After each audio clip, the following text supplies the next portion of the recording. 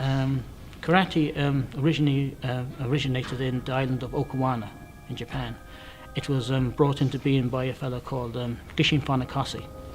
Now, what was there beforehand was an old form. Karate means empty hand, but in the old way it was called Chinese hand, because karate means Chinese and ti means hand. But Funakoshi adapted it and used the word karate to mean empty hand. His nickname was Shoto, and the place you train in Japan is called Kan. So the word Shotokan came from Funakoshi's place of training. So all Shotokan karate around the world are associated with Funakoshi, and it's the most popular martial art in the world now is Shotokan. So it's, pretty big. The three parts of karate are kata, kihon, and kumite. And the kata is basically doing orchestrating moves like a routine, but you actually go back and then you do a thing called bunkai with the kata. In other words, you have to explain what the techniques are. Otherwise, the person could be nearly doing a dance, not doing it right. But the kata is to do the routine, using techniques in the routine. Kihon then is learning new techniques. And each belt, you do a specific kihon for it.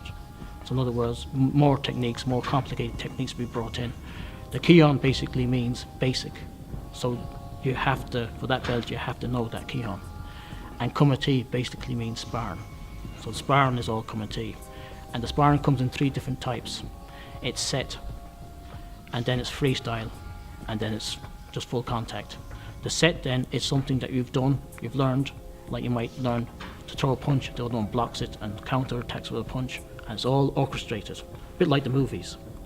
Then freestyle is your sparring, but you're still using the set technique, but you're moving around more freely. And then full contact will be just punches going in. You wear the full body gear, headgear, and you spar. The grading structure starts off with everyone that goes in gets a white belt, and that's a novice belt.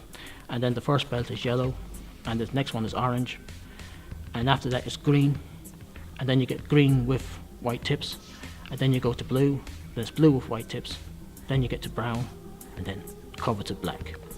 The age to start karate is, I would say, between 6 and 7 would be a good age to start. And it's very good. It's very good for a young person. The young person has natural suppleness to them and flexible. As the person gets beyond a certain age, that disappears. You know what I mean? So it's good to get them at that age when they can do, because a lot of training. The training is hard, especially the stretching and trying to make, get yourself into that shape. So they basically, the younger the better, but not too young. I think 6 or 7 is about the right age. I've been doing it since about 1990, so I've been doing it for 23 years. I was supposed to be getting the black belt in 1998. Took a long time because in 1995, in a sparring accident, I got a perforated eardrum. So I was out for 9 months, and then I immediately came back. I came back in 1996, and 2 years after that I got the black. So I came back. I didn't think I'd be able to do it after the perforated eardrum, because the first thing was I couldn't stand up. Every time I went to do a kick, I'd fall down. So I had to train myself to re-kick again. So it was a good thing to get the belt anyway in 1998. I would. It's a good form of discipline and control. And see, every time you think of the word discipline, a lot of people say it disciplines you. People think of the old style of discipline. This is the thing that puts people off, I think, sometimes. They think if someone said, I'm going to discipline you, it means that the person is going to hit you. Do you understand? But discipline in karate is about self-discipline and self-control. It's about understanding your limitations and what you can do with the karate. And through doing the karate, you build up your limitations and your strengths. So really, it's good all-round sport. I think that about wraps it up for us. Thanks very much for speaking to you, Kieren. Thank you.